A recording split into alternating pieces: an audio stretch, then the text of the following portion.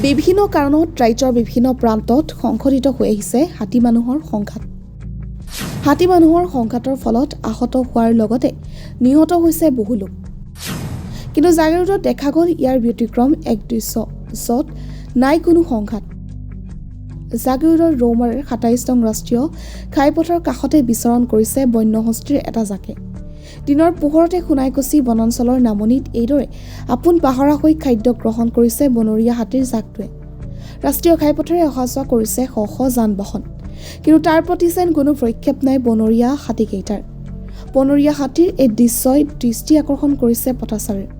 পথৰ কাষতে কিছু সময় ৰৈ এই নান্দনিক দৃশ্য উপভোগ কৰিছে উজনি নামনিৰ যাত্ৰীসকলে।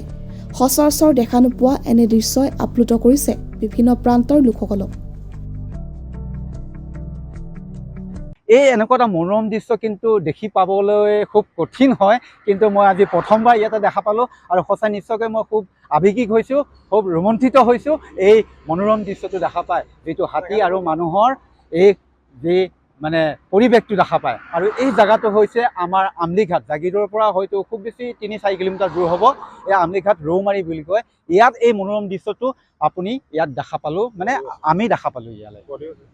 ইয়াতে হাতী সৰু সৰু পোৱালি আছে, আপুনি দেখাই পাইছে, দুই এটা আছে ইয়াতে, আৰু মাতৃবিলাকো আছে। গতিকে এনেকুৱা এটা মনোৰম দৃশ্য আপুনি হয়তো চিৰিয়াখানাত দেখাব পাৰে, হয়তো আপুনি কাজিৰঙাত দেখাব পাৰে।